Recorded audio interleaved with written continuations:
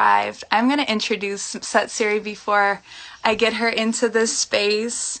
Set Siri is the lead trainer for this course. There will be 15 different trainers, so you'll have a very diverse collective of opinions and just amazing people to share their knowledge and how these teachings and technology has affected their lives specifically. But further on Set Siri, she was my mentor and lead trainer. I trained with her in 2015, and I couldn't be luckier to have her as both a mentor, as a friend. I've assisted about 4 or 5 trainings with her over the course of our time in this life, as well as many numerous past lives. But I'm going to invite her on, and let me see. Yes, go live.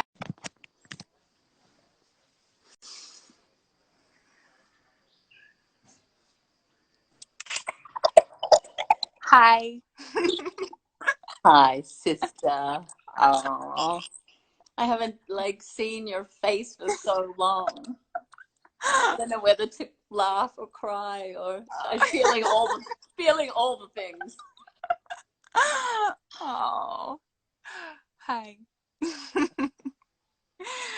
Welcome. I'm so happy you had space to talk a little bit about this training that's starting. And I believe the first training session is on the 13th. Is that correct? Yes, you're bringing tears to my eyes. Yes, we're about to start February 13th, so not this coming Saturday, but next. We really have endeavored to make this training schedule as doable as possible. You know, last year when COVID happened and most of us, I had just started a training here in LA and had to move it online, I quickly realized that full weekends, all day Saturday, all day Sunday, this is not going to work on Zoom. We're like dying, bone marrow, feeling like it's like being sucked into the computer. So we're just doing these short practical sessions. So the mornings of Saturdays, Pacific time, it's 8 a.m. till 12:15. So we'll get as much juicy work done together during that time. 3 Saturdays a month between February and July, 8 till 12:15. And then we get to meet up in August in Hawaii, which is the part that you're going to join us with in person. And we've also opened it up now because we've kept thinking for the last 12 months that the COVID restrictions, or that it just wouldn't exist next month, right? So we keep having to change, and now we're also offering the whole thing online for people that cannot travel, will not be able to travel in August, so they can finish it online. Does that mean that the in-person training will be recorded and people can? Amazing. Yes. Okay. Yes. So I was speaking to a lady the other day that is doing the course, but she's sort of trying to decide whether she's going to join us in Hawaii or do the whole thing online. And she's like, "What's your advice?" And I'm like, come to Hawaii. Like, I'm never going to say that it being in person, I'm never going to advise you against being in person, right? As you know, you've been with me many times, and just, what happens when we're together, when we're chanting mantra together, when we're practicing together, when we get to laugh and cry, and hold space for each other. There's something it's so much more than a teacher training. I almost feel like teacher trainings are like, oh yeah, you get this bonus certificate and tools to be able to teach other people at the end of the training. But how can you put into words the journey that you go through with your soul of coming back to yourself and releasing so many layers of pain and stories that are no longer true for you? So it's kind of personally what you go through, and then the connection, the family that is built, the friendships that are built during the training. And then, okay, yes, you're able to teach and share tools that help other people come home to themselves by the end of it. But it's such a deep dive and oh, like personal development experience of knowing yourself deeper. Totally. And I was explaining this training, trying to explain it. It's very hard to put into words. It really is.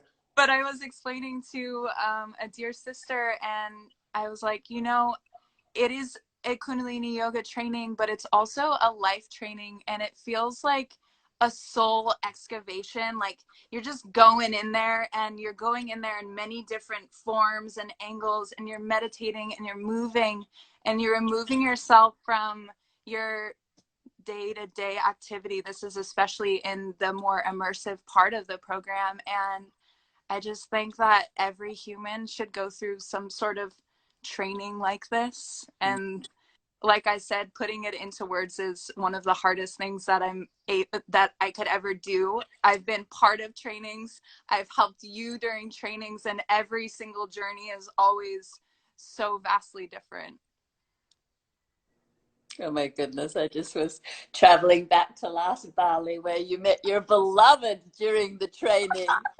Whoa, that was a whole other bonus that you, wow, that the universe presented. Yeah, I'm getting up every day leading sadhana and somehow ended up completely falling in love. And I remember at one point during the training, you looked over at me and you're like, you need to go do 30 aura sweeps. She's like, you're like, just leave, go, leave the group, go do some aura sweeps. I was like, probably exactly the advice that I needed. Oh God, what an adventure. Amazing. Oh God. And for me, like seeing people like you doing your training, and remember on the last day of your training and you led the mantras for sadhana, and I just was like, oh my God, this voice and this soul and this woman and this person is just blossoming before my very eyes. And for me as a teacher and a trainer to be able to see that year after year after year, yeah, as you said, it can be very difficult to put into words. But I also was telling this lady that I was talking to the other day to try and explain it as well, that when I was in such a painful time in my life, I was in the middle of my divorce, and I got to Bali. And I felt like I was on my hands and knees, and I knew that all of these students were waiting for me to come and teach them. And I felt like I was a broken human being in that moment. I knew I wasn't broken, but I felt broken. Um, and showing up and then teaching day after day and just holding that kind of wounded, sad part of myself, allowing and including that part in the teaching and in the training. And after about a week, having these group circles where everyone would stand up and share where they were at, and person after person after person saying, oh, I've never felt safe enough before now to share these truths that I thought I should be so ashamed of, or I thought I would never tell anybody. And I realized in that moment of, oh, wow, I have this tool of teaching people how to teach Kundalini yoga. And I know they'll be able to do that. But the space that I'm holding is this space where people can tell the truth and come home to themselves and find other humans that also are wanting to do the same thing, and cheer them on and cry with them and support them. And my heart just opened so much of, there are so many paths and so many ways. And for now, I've chosen this path and these tools, and they're working for me, and I see them work for so many other people. But it's all about coming home to yourself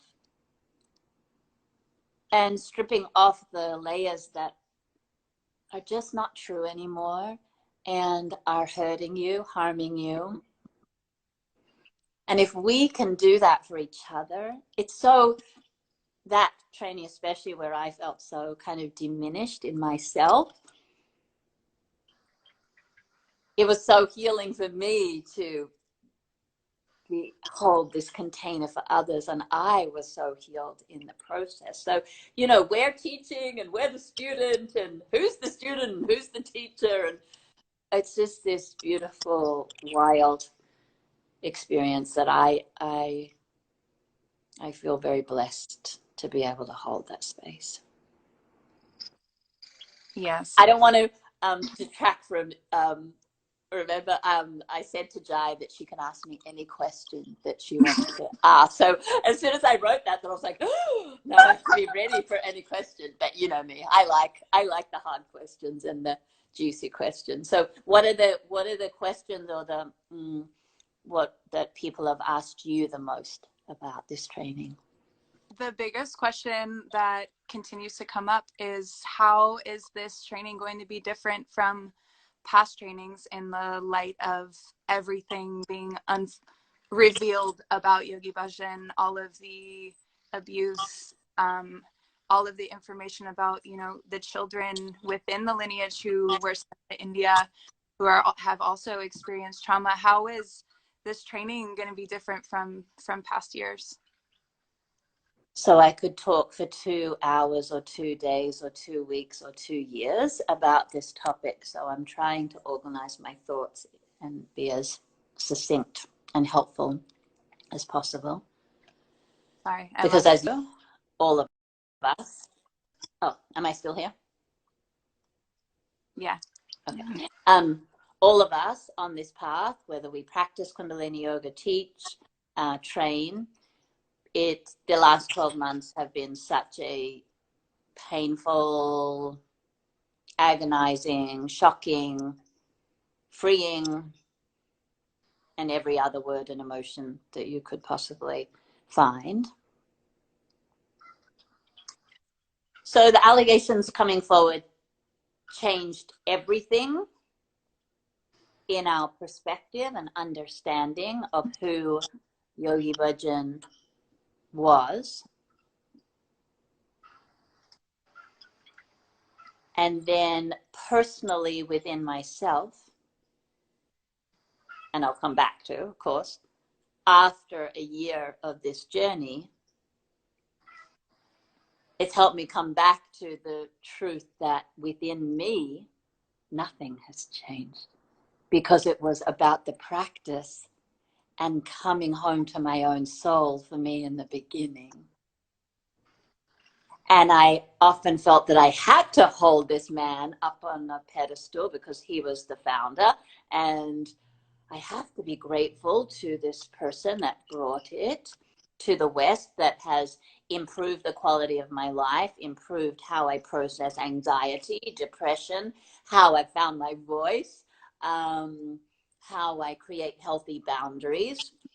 So I've used these tools to empower myself, come home to myself.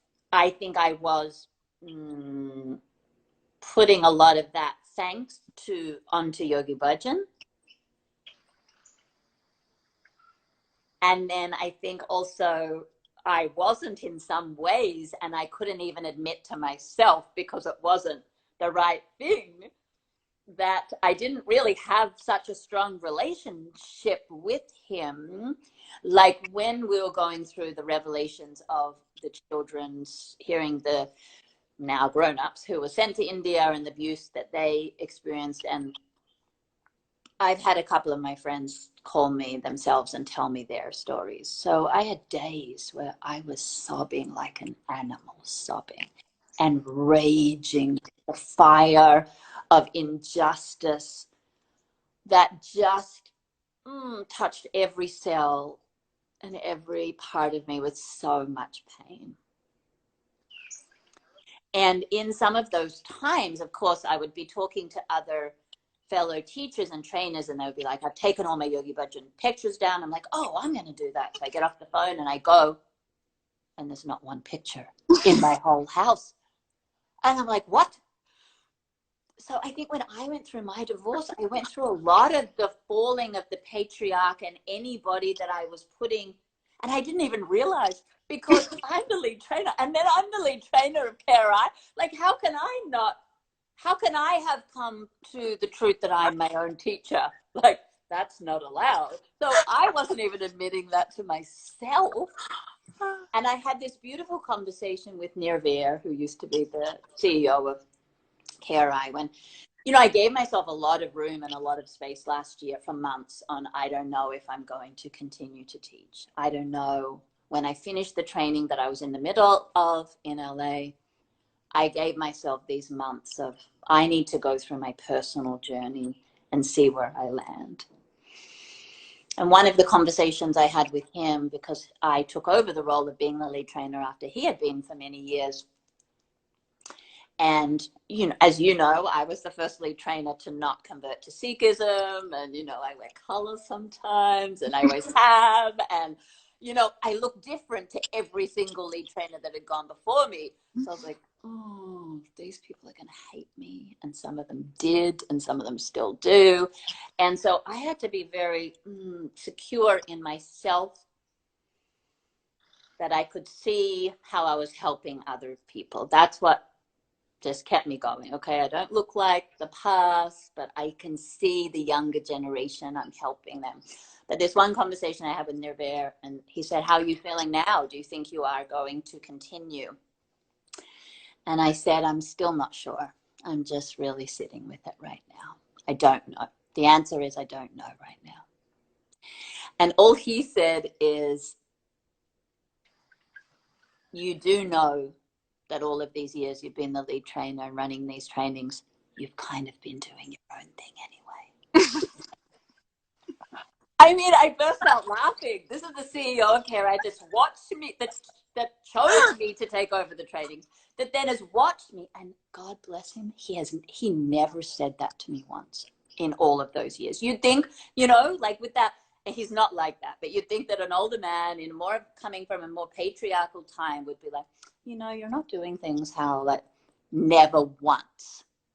And then in that moment, I just laughed because I was like, oh, I've kind of been doing, and you said that too, like I've always been very sure that even our team, that I'm holding this very Aquarian space of, I want you to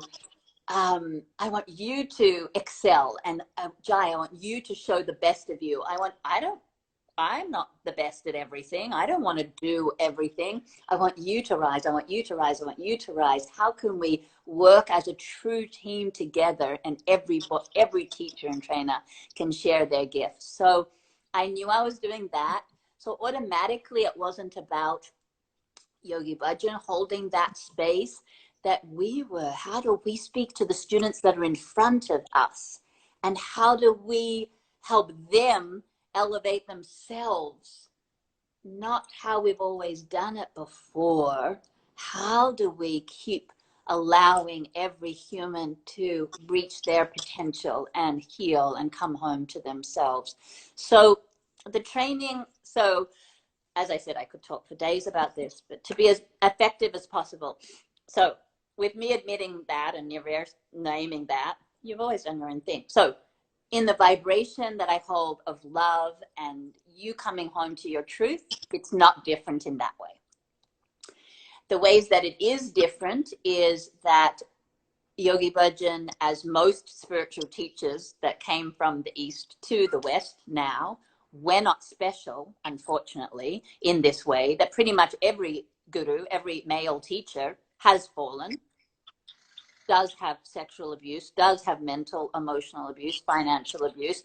So there was a time when many of us were like, well, maybe I can find a path that is pure and doesn't have any of this. Good luck trying to find a freaking path in this day and age that doesn't have the founder, the ego falling in some way and abusing their power.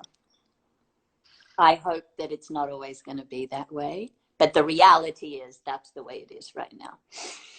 So he has fallen in a way maybe to the right place that he should have always been in he put this together. So after I have, and if I'm not finished, I'm not fully at peace with the fact that he hurt people. Like, when do you ever? I have been such a supporter of the victims, the survivors.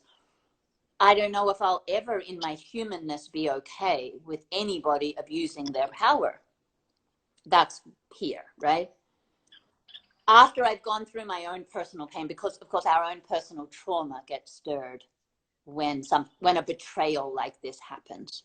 So I had to go through my own personal, and because I had already been going through my own in those years, because I also had a very mentally, emotionally bullying, abusive relationship. So I was already going through a lot of my own personal healing and allowing my feminine to come back and whole and find my voice.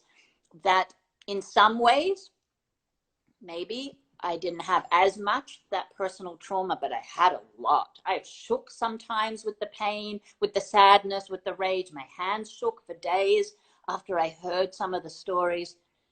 So I fully went through it. And on the other side now, as much as I can be 1 year later, and I expect that this is a living, breathing, organic process that all of us are going through, I can hold now that a human being can help people so much and harm people so much. I couldn't hold that before, that one human being, that the darkness and the light can manifest that much. I think it's more that childlike part of us that, like, good or evil, right or wrong. And we want the people that have helped us and the people that have brought light. Hello, beauty. Look who I'm talking to. Oh, she was just having a play date across the road with her friend. I walked home by myself. Oh my God, you are amazing. I'm just going to finish this conversation. I'll just be a little bit longer, okay? I love you. I'm so happy you two got to see each other.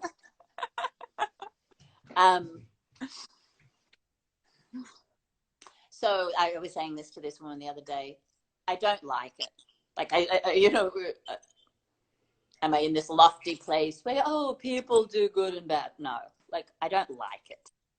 But I can actually hold in my consciousness, in my frequency, that he did develop this technology, this practice that is, I can't, after going through all of my, am I going to continue? Am I not?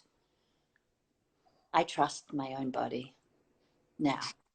I didn't in a lot of times. I trust my body. My body has told me always. Have I not listened sometimes? Absolutely.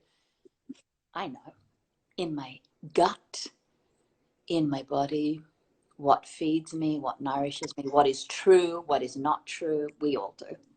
So you could try and torture me and say that this practice hasn't helped me. And I'll say, okay, but that's your belief. I know what is true and I know what is congruent to me. And then I sit and I see person after person after person come home to themselves.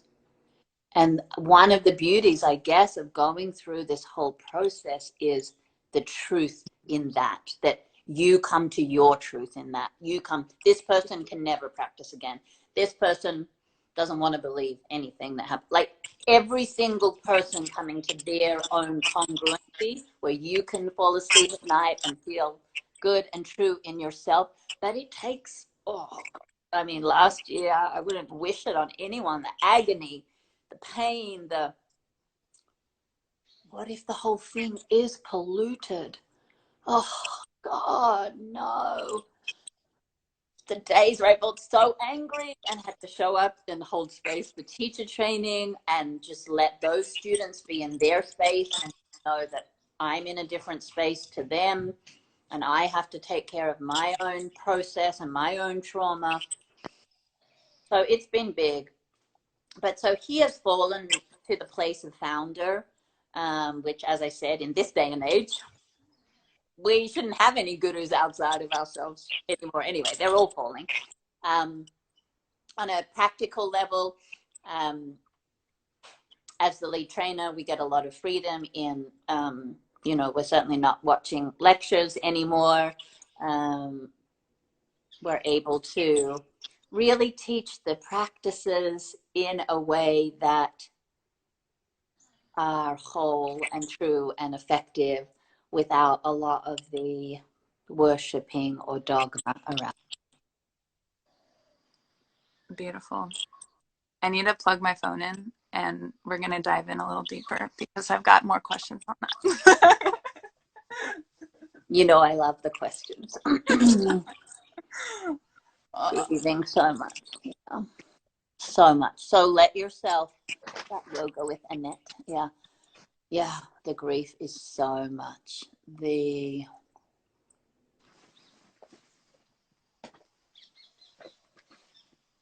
betrayal is so much. Even if you never met him, if this practice has been your sacred space and your place for healing, is a massive betrayal. Just before everything closed with COVID, Pamela's book had just come out, and one of the survivors had called me to tell me her story. And I was going into my second weekend or third weekend, I think only second of the teacher training here. And I knew I had to go in. And I mean, gosh, this was so in the beginning when I look back now, God, we knew nothing then, but I was so horrified. And now there's so many more stories. And speak to was it all women, this last training of mine? Yeah, all women. Yeah. I was a rage full of fury that I had just never felt before, that I had to go in. I will try not to drop an F-bomb.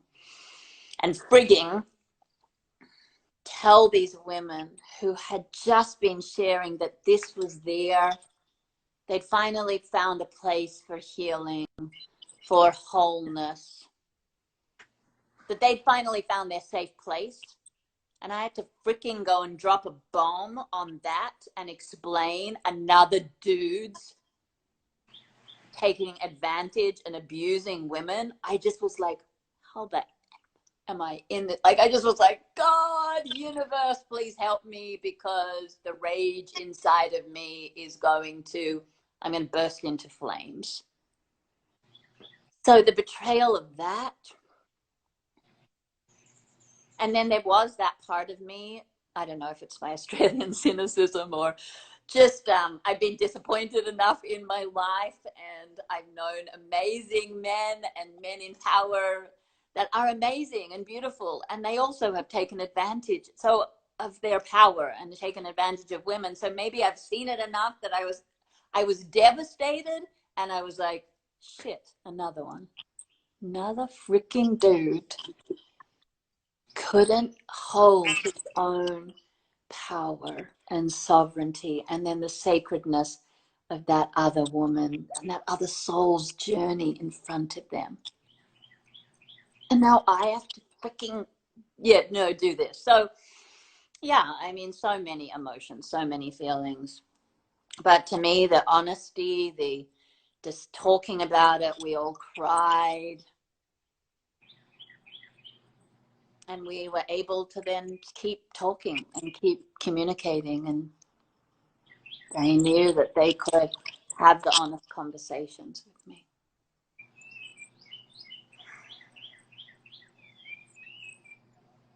The birdies sound nice. They're agreeing with you. And, it's so fascinating because we are now in the Aquarian age, and these teachings, Kundalini Yoga, one of the biggest takeaways for me is this essence of Satnam and really honoring the teacher within. And even in the year 2015, when I studied with you, I think just resonating with my class around me, nobody was really super tied to Yogi Bhajan as more of like a godhead figure. I think everyone who had come there was so in love with the practice and how the practice makes them feel, what the practice has helped them heal from, how much strength the practice has given them, finding their voice, finding their authentic self. Like there's so many things, and I think it's given people a range of gifts, and that's what I'm finding as I continue to share and move forward. And so with that, and thinking about the technology in its very crystalline form, with all of its rigidity, with all of the specific timing, with a specific recipe, have you found that you have shifted your teaching at all based on whether or not you're opening up a Kriya and you're doing, here's the Kriya for disease resistance? Yeah, how has that kind of evolved or shifted for you? You know, again, every single part of the practice, as I was really going through questioning every single part of what felt true to me, did anything feel off to me? So first of all, I really sat with tuning in with Om Namo Gurudev Namo. And I think there's that part of me that always thinks, oh, you know, maybe I did it wrong always, that I never was tuning into Yogi Bhajan or to somebody else. I always was tuning into the teacher within. So again, I return to that feels true to me, that feels honoring to me, that feels sacred in my body and my vibration.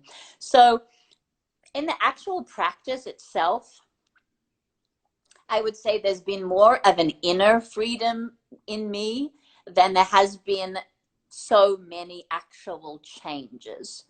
I wouldn't say the timing of things has ever been my strong suit. I'm just going to put that out there. But actual like changing of kriyas and that, you know, there are thousands and thousands of kriyas. So even me with teaching for however long I have, I always forget, maybe about 18 years. You know, my classes, there's probably like, I don't teach 75% of it, 50%. I found the practices, the kriyas, the meditations that I know work. If I'm going to sit in front of a class, it might be 100 of them. I am going to teach and share practices that I know work, that bring you home, that elevate you. Ones that I don't resonate with, or I think I'm not sure about that, I'm not going to teach them.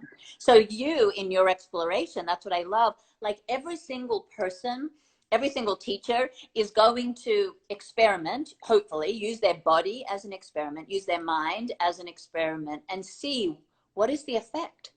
And then what is the effect if I do this for this amount of minutes, this amount of minutes? What is the effect if I put this warm up before this? What is the effect if I dance wildly before I do this? And so you find your truth in it, I find mine, and we can sit with great self-authority, not above anybody, but secure in ourselves, that I can share this with you and you will be safe and you will come home to you. So that's why there are so many different teachers, because there are so many different students. Some students are going to hear the practice through your vessel, through your voice more, through mine, through their teacher, through Joe, through this, right? So there are so many different ways to, as you know, the mantra, the sound is so a part of you. Someone is going to resonate with pranayama, with breath. They're maybe never going to teach very physically challenging practices. Those students will go to that person. So everyone will find their gift and their way. So as I said, you know, there's some things that I feel like I have been a nonconformist about. And then there are some things that this works for me in the practice and I'm going to continue to do it like that. But again, it has to feel true and real for you. And as something that hasn't changed, that I will still always say in the trainings, is try everything for yourself. Some people come out of the training and cold showers have revolutionized their lives. Some people are like, I'm never doing that thing ever in my entire life. So you guys with your cold showers can go to, you know what.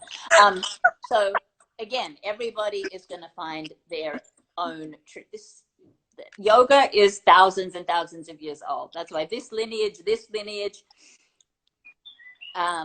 he brought together this, and it either works for you and you go, great, like choreography, right?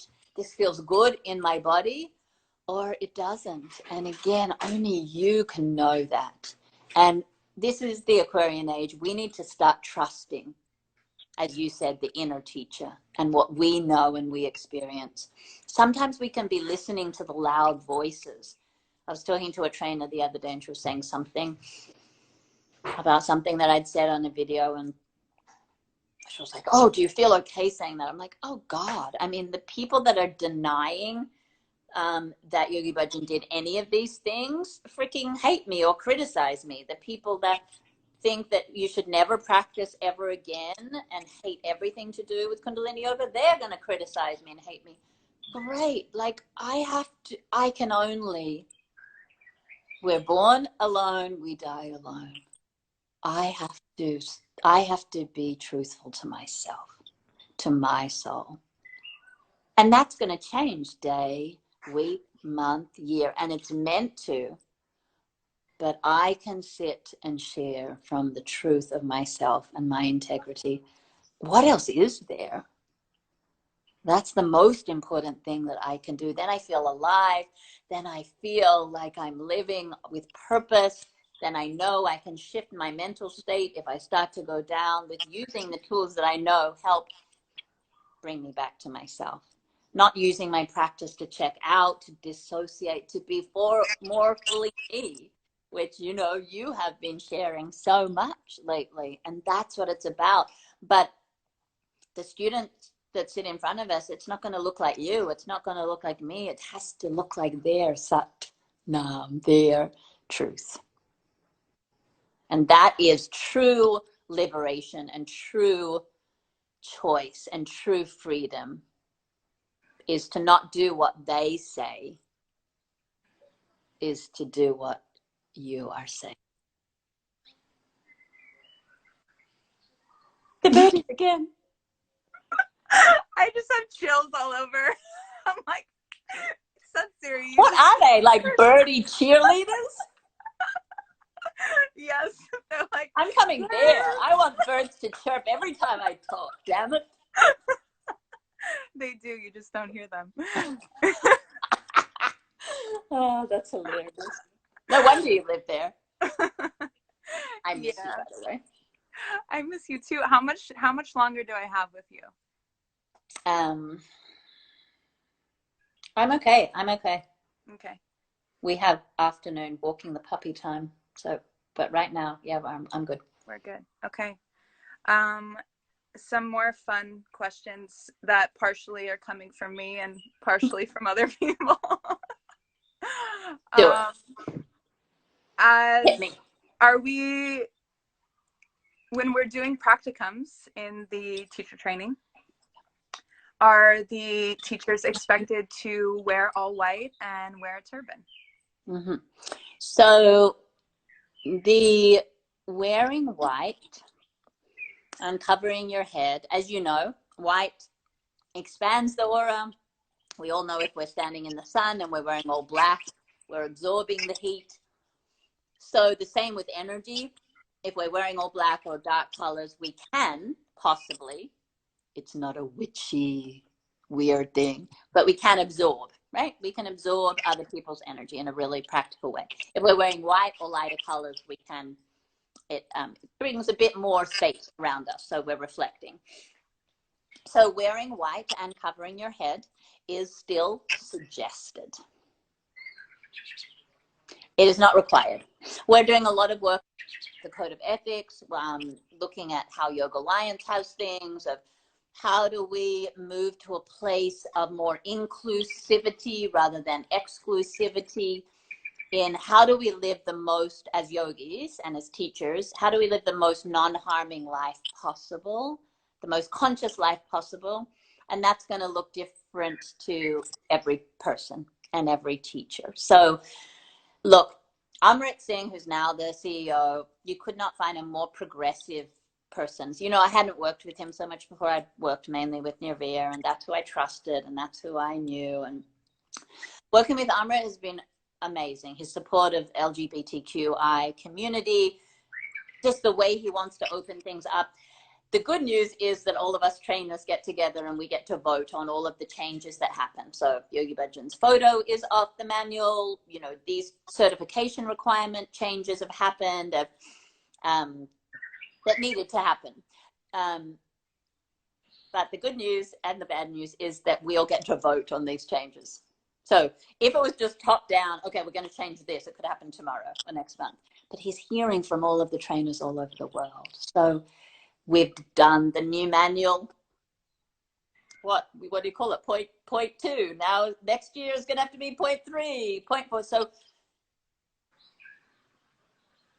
you know, again, are we getting stuck in black and white thinking of this all has to change tomorrow? As I said, so much has changed. And within myself and in my practice, nothing has changed, because it was always my connection with my soul, my inner teacher. But maybe I have more permission for that to be okay now, right? So it is suggested that you wear white and cover your head. Beautiful. Some other questions. Are we still teaching the Yogi Bhajan Tratakam meditation as part of? No. Okay. 2 thumbs up for that one. Nope. If somebody wants to do that, they can find that technology and that they can do that. But no, that will not be part of the training.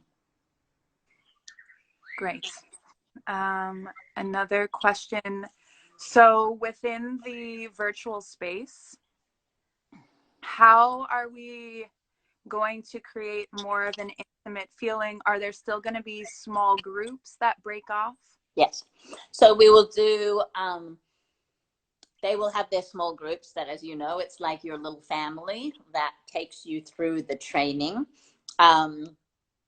And you get to share the experiences. So you get to talk about your challenges, your insights, your revelations. You get to really, so you connect with the big group, because we'll always do sharing together, all together, but you also get this smaller family that you get to carry each other through. Also, we're going to have like a buddy system. So you'll have a partner that you get to practice teach with, that you meet up with during in between the training weekends, during the training Saturdays. And then we'll switch them 3 times so that you get 3 different people that you get to dialogue a little deeper with, practice, teach with each other.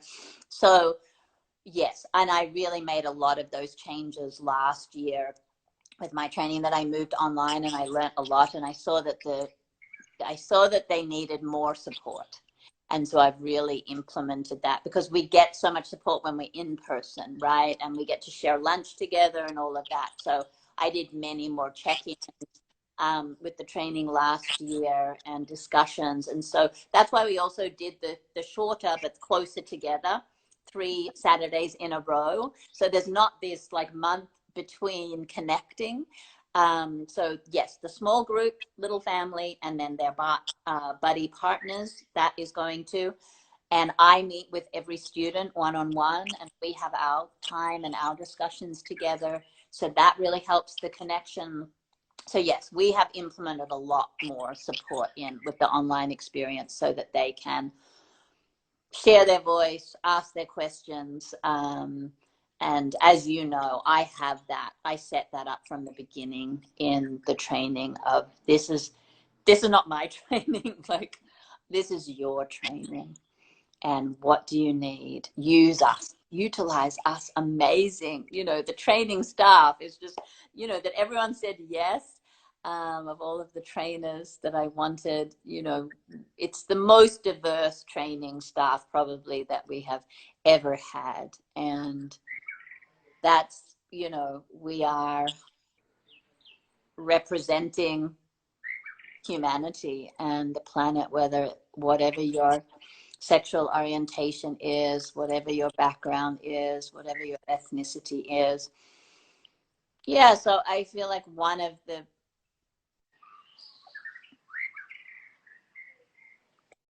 thing on every level, we're becoming more diverse and more inclusive. And can some people say it's not happening fast enough? Absolutely. And I would say that to myself. And we're doing, and KRI and Umrit and the staff there are doing everything that they can. People forget that they are human beings going through their own. I think when people think of KRI, they think of this big institution, and then you realize, oh, it's a couple of people working 24/7 to hold, this space. And, Pretty Darshan, who is holding the space, and, she's such an advocate for all of the anti-racism work and inclusion work, that she's really helped shape the curriculum. And for teachers, we're doing so much more diversity and inclusion work as well. So that's now built into the training, into the hours of the training, so that we're training teachers that are also able to speak to a much wider audience and, get with the times, get with the times that we're living in. Yes. I'm thinking of other questions, and I'm also just in awe in your deliverance, as always. Oh, What else was coming up? Well, can we open it up to some questions with people who are live with us now? Mm-hmm. My phone also looks like, let me plug it into my computer. Great. Yes, but questions, please. Yeah. Well, there's one from Annette, and I think we may have covered this a bit, but will there be more allowance for finding yourself within the practice, not so much rigidity? Yes, so I think in teacher training, what I've seen and what I know myself, I was in teacher training 17, 18 years ago, whatever it was. And I knew that I was going to do things differently to how they were being taught, right? So as the lead trainer, there's a lot of things that I'm just going to teach and say, this is how they were taught. This works for me. Try it on for you. So I already feel like there's so much more inclusion and experimentation and allowing of individuation within the practice, and then with how you teach and how you share. But it is a training of Kundalini yoga. So I'm going to give you, all of us teachers, it's such a diverse teaching staff. They have all found their way and their voice and their practices that work for them in particular individual ways. But it's also my job, and maybe this is my Virgo nature, of teaching, holding the space to teach them the best that we possibly can. You then are going to go away and experiment and find your way with it. But I'm not going to spend a lot of time saying, try it like this, or try it like this, or try it like this. I'm going to deliver it. And just like anything, my daughter and I were having this conversation, she loves hip hop, but she's taking ballet because that's giving her the foundation of technique to be able to diversify and move. So that's also the job of a teacher training. Yes, my love. He just fell asleep on my lap. Oh, it's the first time that our new puppy just fell asleep on her lap. He's done it with me a lot of time, but we're building trust. Thank you for sharing, sweetie. So sweet. He trusts you. I guess that's because I gave him the little toothbrush and the sheet. And he was just sitting on my lap eating those. And I patted him a little bit and he fell asleep. I love it.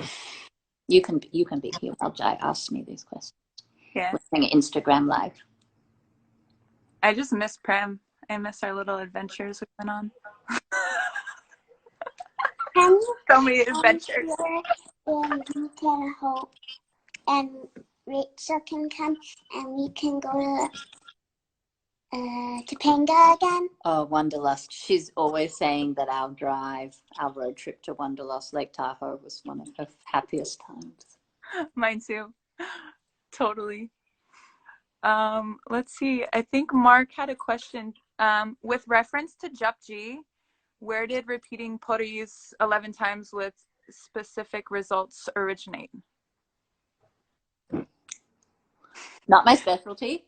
Yeah. Where did the repetition of, that's definitely not my specialty. I don't even usually teach sound and mantra. I'm really good at chanting. Yeah, you can. Nice seeing you, Jen. I'm not sure, actually. We would have to ask, like, Dave Sarup is going to be doing a lot of the sound and mantra. I've never really heard Sat Purtick or Dave Sarup or anyone teaching sound and mantra actually say where that came from. I imagine it's actually from the Sikh lineage of those puris have a power and an essence and a meaning in them. And so the repetition of them, of course, is going to increase, amplify, focus on the effects of that puri. So I imagine it is from the Sikh lineage, but I do not know who first suggested it as a practice. And again, this is wonderful to know too. Like, I've never used that as a practice. You know, I've used thousands and thousands of things, but I learned it in my teacher training. It's taught in all of the teacher trainings. But just like I was saying before, you don't practice every single thing. You go, oh, this works for me, this works for me, this works for me. But now I'm going to find out. Yes. I've gotten to the stage in my life where I know I do not have the answer to everything, and I'm pretty cool with that. But I have other experts that can usually answer. Yeah. Yeah. Any other questions with people who are present right now?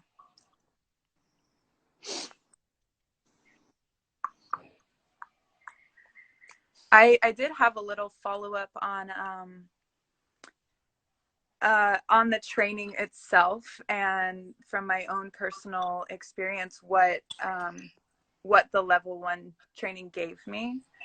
And just for background, for those who don't know, I did the training in 2015 in the immersion setting with Sat Siri at Yogi Bhajan's ranch. And I'm the type of person who has to be fully thrown into the fire. So that was the perfect situation for me. And I will have to say that, you know, thinking about my life as a humongous experiment, which it is, I tried on many of the prescribed technologies, and I gave them all a shot. You know, it's like I wasn't going to discriminate. I was waking up at 3 o'clock every single morning, never missed one group sadhana, which is not recommended. But I was going to the sadhana. I was taking a cold shower every morning.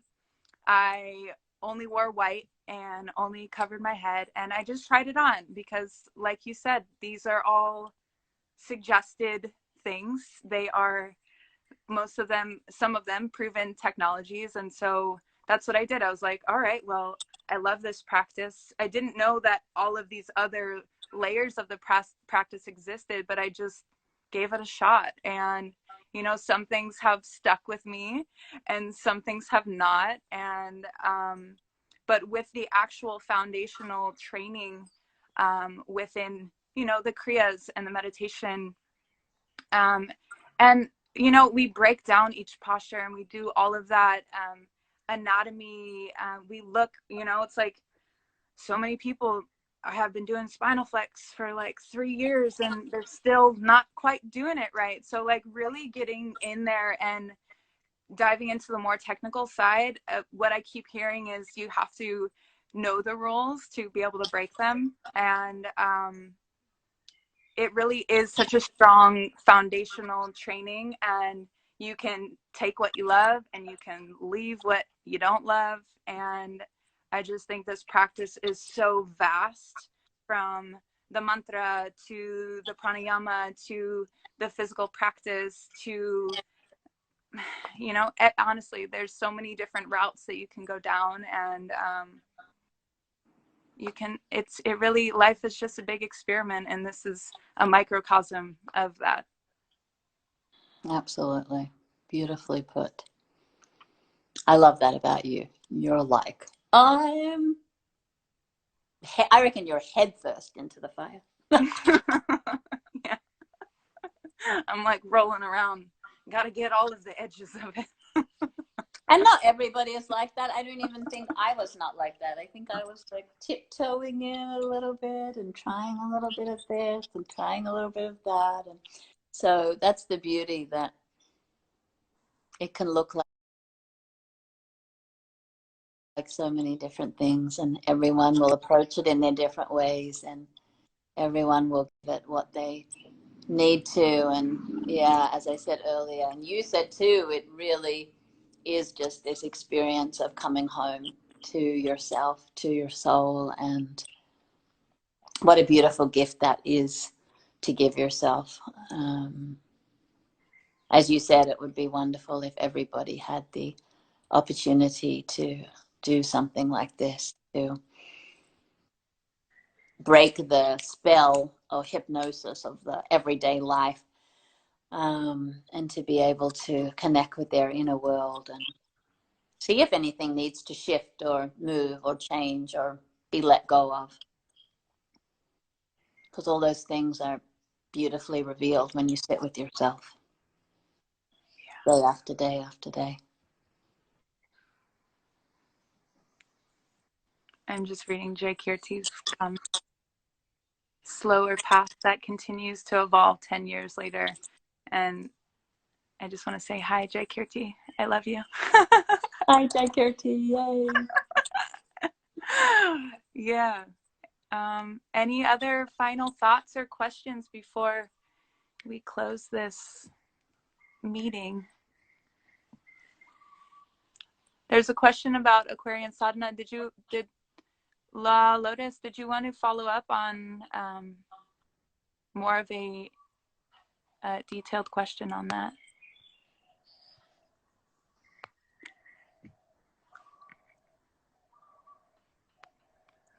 I can ask a further question. What will the schedule look like when we're on Big Island?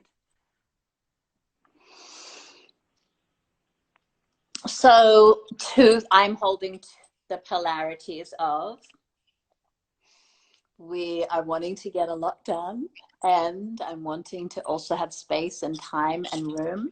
So it looks like we'll start sadhana at 5, and we will do some Aquarian sadhanas, and we will do some other sadhanas. We'll do the 2.5 hours of long Ek Onkars, which is an experience. We'll work up to that. We will do little bit by little bit by little bit, and work up to that. The good news is, with it being 10 days in person rather than 28 days that you experienced and I experienced, and is that, you know, the requirement still is to do 5 sadhanas, but we're going to offer some in the online portion, and then we will offer it every day, even if it's different ones from Aquarian sadhana there. And then we will have practicums there where you get to teach your classes, and then we will have teaching topics as well, lectures, and just really a lot of the group meditations that we can do together, group big practices, that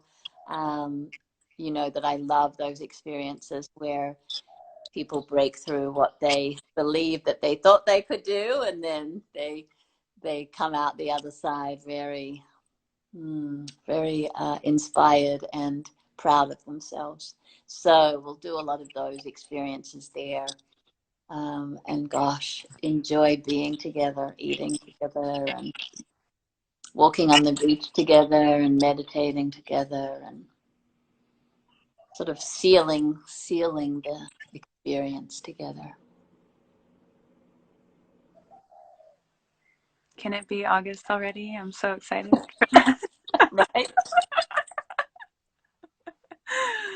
Oh, amazing. All right. Someone had a funny comment. Annette, no more Seva on Yogi Bhajan's ranch? LOL. That's a thing of the past. So some things we can take it off and let it go and let it be in the past. Yeah. When we know better, we do better. Yes. Maya Angelou, one of my favorite sayings, and having that compassion for ourselves. When I think of, all the times I kind of guilted myself thinking I wasn't as spiritual as other people because I didn't have hold Yogi Bhajan up on this pedestal like a lot of people did. And so just having forgiveness, or if you did, and if you, then you're wondering why you did. We all do all sorts of things. We go into relationships, out of relationships, we follow this person or that person, all usually with great sincerity, until we usually go through enough pain and disappointment and disillusionment, which is all for our benefit and all for our growth. So that, the universe is almost this benevolent energy, I think, sometimes, that's holding the space. Are you ready yet? Are you ready to return home to you yet? Oh, no, you want a bit more pain and you want to go dance around in circles and go here and go here. Okay, I'm here just waiting for when you want to return home to you. And so, again, I don't believe Kundalini Yoga is the only path. There are so many paths and so many ways. This is one path. If it resonates for you, if you can get benefit out of it, if it can help you come home to you, and then you want to hold the space for other people to do that, great. I can join you there. And if you don't, you don't. And if you do, and then it looks different later, great. Only you can decide what is true for you. And I certainly can hold the space for that. And it's an honor and blessing to do so.